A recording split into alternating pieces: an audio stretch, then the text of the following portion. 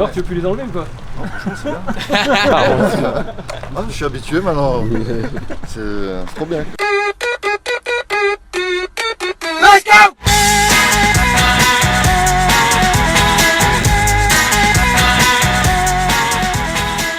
Les amis, on est actuellement sur le 3e jour du Tour de France Atmosgear. On est à Phalsbourg, juste à côté de Strasbourg, et aujourd'hui on a un invité d'exception, Monsieur Seb 3D, l'homme qui fait les boîtiers 3D d'Atmosgear. Il est ici. Voilà. Salut, bonjour tout le monde. Il est venu nous livrer des boîtiers parce que du coup on en a pété certains et voilà, donc vous avez devant vous l'homme grâce à qui la magie opère au niveau du boîtier. Donc voilà, le boîtier juste ici, ce magnifique boîtier, et ben il est fait par l'homme qui est juste ici. Donc voilà. Et je précise que c'est la première fois qu'on se voit, ça fait 1 an qu'on bosse ensemble. Je l'avais contacté à l'époque sur nos premiers boîtiers parce que c'était la galère. Il nous a donné plein de conseils et c'est la première fois qu'on se voit. Et vous avez en prime le fabricant de fil. Et le fabricant de fil, c'est pas beau ça? Voilà. Pour ceux qui se posent la question de la fabrication d'Atmosgear, quand je vous dis que c'est 100% artisanal et fait maison, la maison elle est là les gars, et français, voilà. Je ne mens pas, c'est du full vrai. Et pour vous dire, Seb vient nous livrer les nouveaux boîtiers parce que regardez, on en a déjà cassé, voilà, vous voyez, il n'y a plus de boîtiers. Donc voilà, Seb est venu nous livrer des nouveaux boîtiers parce que je savais que les patineurs en casseraient certains, c'est pas grave, on est là pour ça. D'ailleurs, t'as amené les boîtiers, on est d'accord. Donc qu'est-ce que ça te fait de découvrir l'application de ce sur quoi Moi j'aime bien parce que tu vois, du coup moi je bricole pas mal, j'ai monté mon VTT en électrique. Ouais. Bon, j'ai pas fabriqué le moteur ni quoi que ce soit quoi, hein, c'est du montage, mais du coup ça se rapproche un petit peu quoi. L'esprit contrôleur, do it yourself, contrôleur, électrique, modélisme et tout. Ouais. Et puis c'est toujours intéressant de voir l'utilisation finale pour voir, éventuellement proposer des autres matériaux et puis pour voir les différentes applications dans lesquelles sont utilisés les filaments et les impressions quoi. Ouais. C'est top, bah je pense qu'on est good hein. On passe au test. Ah ouais. Chose du combien? 42, 43. Première livraison au monde les amis, voilà Uber Eats, livraison d'impression 3D. Ils sont comme ça chez Seb 3D, ils s'occupent même de la livraison, on est chouchoutés. Donc là c'est les boîtiers blancs, on a fait des petites variantes parce qu'on a les blancs et les noirs pour pouvoir customiser un petit peu tout. Ça c'est les boîtiers que vous avez sur les White Sky et les Green Forest. Donc d'ailleurs je vais te les montrer, attends, hop, je vais poser ça là. Une belle pile de boîtiers. Une belle pile de boîtiers. Et tu vois, c'est ici qu'on met nos petits inserts, ouais, tu vois. On a fait une technique d'insert un peu fait maison, quoi. Mais quand il y a des impacts, on s'est rendu compte que c'est souvent là que ça pète, quoi. Ah, mais faut voir, Seb, pour renforcer les. T'arriveras déjà à renforcer même à l'intérieur. Ouais. Tu vois, là en épaisseur, on a Nader. En épaisseur, on a. D'ailleurs, je te présente Nader. Tu vois le petit peu j'ai bien pensé sur mes cas. C'est lui qui a fait la plupart des pièces et tout. Exactement, ouais, c'est ça. On a combien d'épaisseur à peu près par paroi? 5? 4.25. 4.25. Bah, tu vois, on est à précis. l'intérieur, t'as plus de marge quand tu rentres ton. À l'intérieur, on est serré. Hein. C'est serré. T'arrives pas à le passer comme ça? Si ça, tu le remplis pour déjà. Ici, ça, tu le remplis. Ouais. Et tu mets ton insert collé dedans, quoi. Ouais. Il faudrait déjà essayer avec des inserts, fondu, comme tu dis, déjà mettre des inserts, voir si le point de pression échange. Je pense qu'on pourrait tester une config comme ça. Ouais. Même moi je peux te mettre devant si jamais je suis chaud. J'aimerais bien tester parce que ouais là avec la colle forte et tout. Le diamètre modélisé pour le trou, tout ça. Ouais. À tester. Je pense qu'une fois que tu roules ça dérange pas. Ouais, mais par contre, c'est juste au début, tu te dis c'est un peu plus haut. Le poids, c'est vrai que ça je pense que. Ouais. Et la nouvelle version elle est plus légère. En gros là cette version là t'as 1,1 kg par moteur. Ok, c'est énorme. C'est très fat. Et le moteur il fait 1,1 kg. Et dans la nouvelle version tu tombes à combien? À 850 grammes. C'est pas mal Exactement, ouais. 800-850 grammes. Ouais. Bon après t'as le fait que ce soit électrifié et que t'as l'assistance qui au final va. Oui à la fin ça compense. Ça va compenser. Mais on s'est rendu compte que si on veut que ça marche, il faut qu'on soit quand même léger. Parce que tu vois le patineur il veut quand même continuer à bien se sentir dans son truc. Une sensation de lourdeur d'un truc exactement. À traîner quoi en fait. Ouais. Et c'est pour ça d'ailleurs on est en train de penser à une nouvelle version. Thiago, est-ce que tu veux leur parler de la nouvelle version qui va peut-être tuer le game d'Atmosgear? Juste avec une télécommande et puis Non mais pour rendre la chose encore plus légère justement ils vont enlever tout ce qui est boîtier là, on va le mettre sur une sacoche en déporté. Ce qui vaut du coup à bien alléger la platine, on pourra même la rendre plus fine, moins haute, et plus courte. Ça esthétiquement, du coup tu auras un fil qui va. On peut avoir comme ça. Un fil, en fait.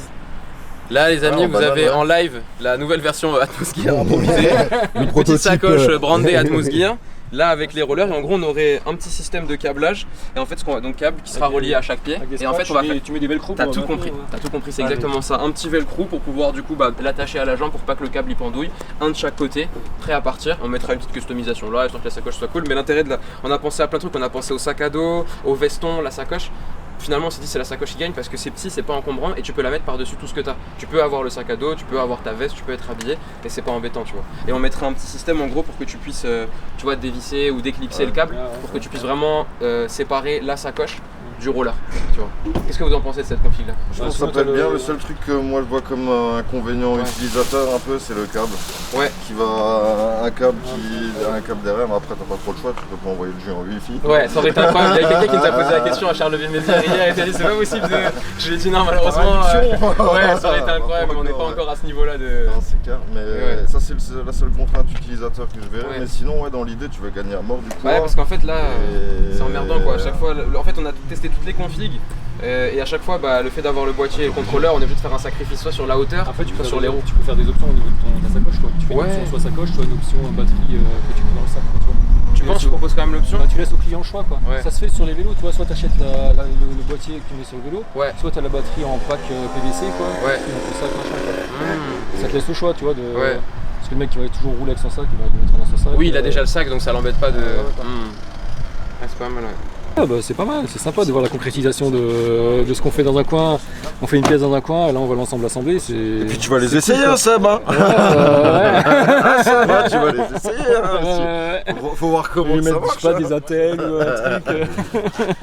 Vraiment des coudières, un casque. Non mais c'est vrai qu'avec les autres couleurs ça peut être sympa. Ah d'ailleurs on a les protections si tu veux. Non moi c'est bon, à rigueur si les protège-mains ouais juste. Et du coup les moteurs t'as quoi comme moteur, combien de watts? 150. En combien de volts? On est sur du 24 volts là, mais ils peuvent monter à 36. Oh ouais, quand même. En 36 tu peux monter à 30-35 km/h. Et tu sais qu'en plus on les a les batteries là. Après normalement t'es limité à 25 non? Exactement, c'est ça Mais bon. Légalement. Ah, légalement ouais c'est ça. Ça marche mais par contre je vais te prendre les deux mains alors. Plus petite. Mais tu gardes le même moteur, non? Non. Ah, tout nouveau moteur, nouvelle roue, tout change. Mais comme on l'a pas reçu à temps, on est resté pour l'instant avec la config 125. Je crois que les nouveaux moteurs, il y a moyen qu'on les reçoive la semaine prochaine. Ce sera trop tard pour le tour. Et tu gardes les mêmes caractéristiques techniques du moteur, le couple, machin, tout ça, ou non tu perds un peu peut-être en couple, non, si tu diminues la taille? On a niveau couple, on est bien. Par contre, là où on perd, c'est vitesse de pointe. Oui, bon après. Parce qu'en fait, comme on s'est rendu compte que la version débridée, bon voilà, elle est bien, mais c'est plus pour le fun. On s'est dit éventuellement, on la vend à part.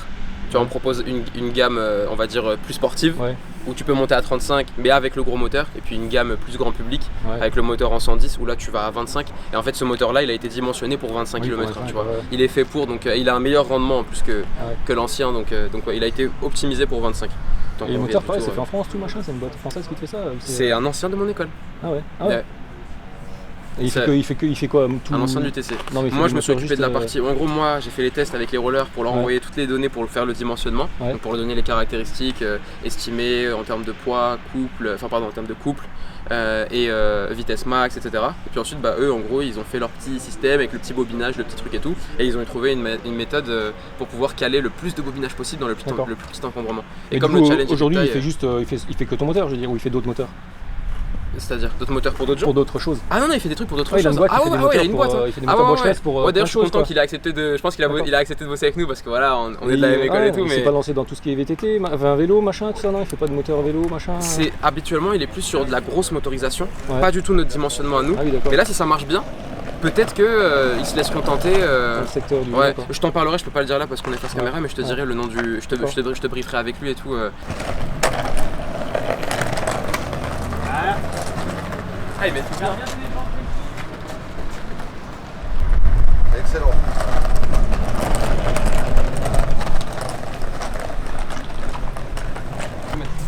C'est pas mal hein. Alors tu veux plus les enlever ou quoi?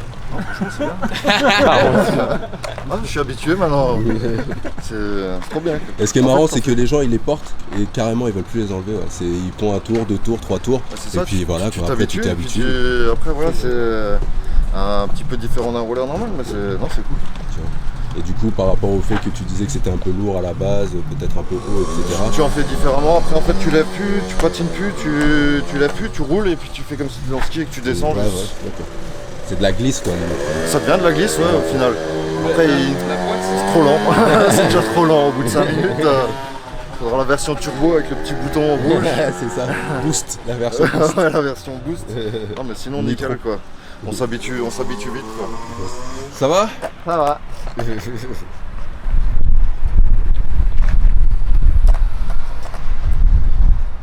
Ce que cet homme ne vous a pas dit, c'est qu'il est aussi apiculteur. Parce que voilà, Seb il est multifonction et là du coup il vient de nous offrir ses récoltes de cette année, c'est ça? Ouais. Incroyable. Est-ce que on peut t'en commander quelque part? Ouais, y a pas de souci. Ouais, même pour les gens qui vont regarder, hein, parce que ça. Ouais, bah de toute façon, c'est. Ça va pas faire des millions, mais si on peut. Production à petite échelle, hein. Ouais. Non, je fais pas de gros volume. Hein, tu fais ça où exactement? Chez moi. Chez toi? À côté de la forêt, ici. Là. Tu peux donner l'endroit pour les gens qui regarderaient la vidéo? C'est Falsbourg, Bois-de-Chano. Si vous passez dans le coin en vacances, voilà, il y a un petit panneau dans la porte. Bon. Quantité limitée. C'est comme les rollers. Ouais, c'est comme les... On va faire une édition custom, voilà. Pour une paire achetée, un pot de miel offert, tu vois. Ah bah ouais, bonne idée. Mais tu sais comme c'est une bonne idée, hein. On pourrait, putain c'est trop tard, j'ai déjà mis les contreparties mais je suis pas sûr que j'ai les droits d'échanger, mais incroyable. Et bah écoute, on va aller s'acheter des tartines, on va manger ça demain matin au petit déj. Et promis, on va mettre ça dans le... Demain matin les gars, petit déj avec ça. Voilà. Bah, c'est génial, merci beaucoup, franchement ça fait trop plaisir. Et oui, le fameux, attends j'en ai pour toute l'équipe, voilà. Cool. Là c'est vrai qu'aujourd'hui, en fait on les a pas mis parce qu'on les a mis pendant 2 jours, tu vas voir c'est... On dirait un maillot. C'est mon futur maillot de vélo alors. Exactement, c'est vraiment ça. On dirait le Tour de France en fait. C'était pas voulu hein, parce que c'est la charte graphique d'Atmosgear, tu vois, le jaune et le noir. Non mais c'est pas mal. On dirait vraiment le maillot. Cool, super, merci.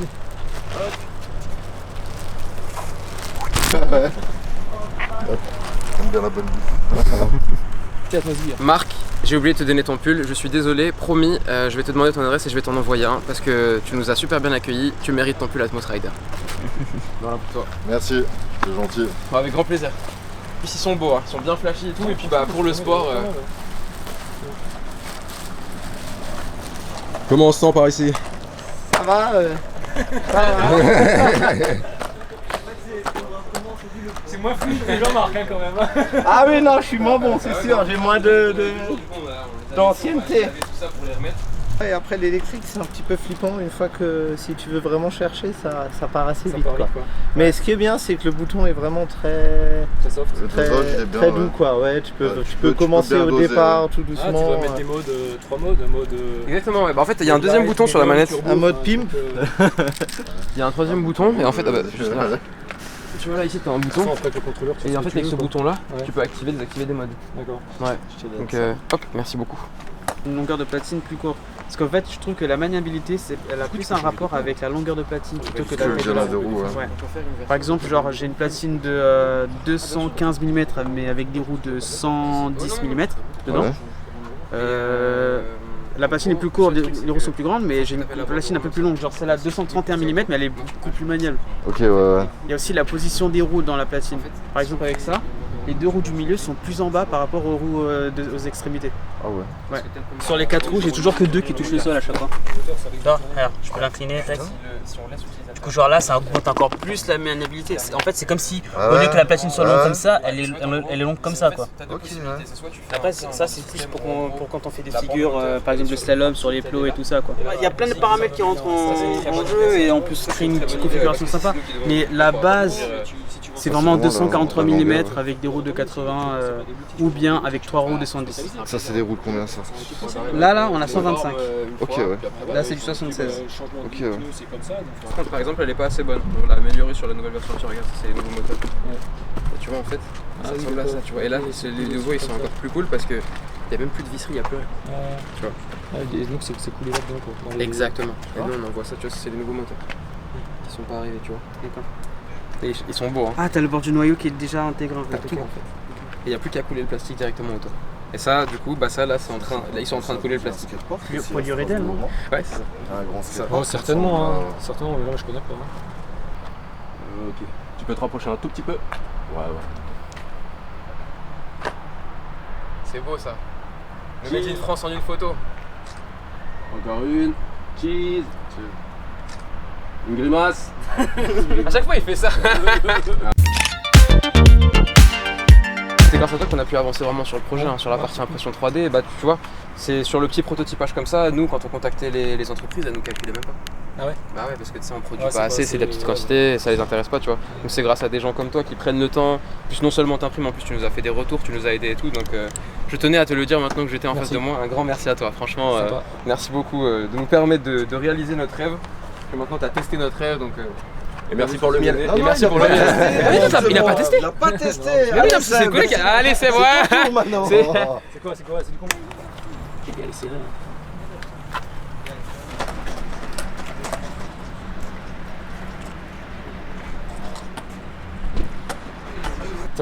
Je sais pas ce que je veux dire, ça fait gros par rapport aux gants. Sans les gants, ça passe nickel. Bien sûr, ouais. Je peux rectifier ça. Oh là là. Thiago, il est vraiment trop chaud. Il réponse à tout. Il a pensé à tout, putain. Heureusement que t'es sur la tournée avec nous, mec. Et tu te penches et puis tu accélères plus.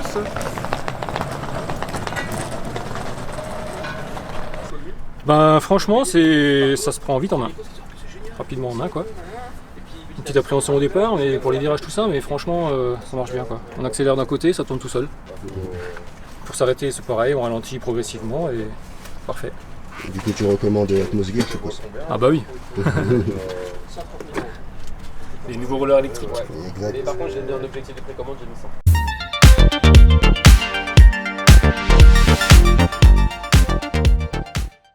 Ah, elle est tombée. Ah bah tu vois, Thiago Inline Skater, softer. Softer en mer, softer en. Softer, mais il a la classe. Voilà, il arrive, tu vois. Le Pamela Anderson du roller.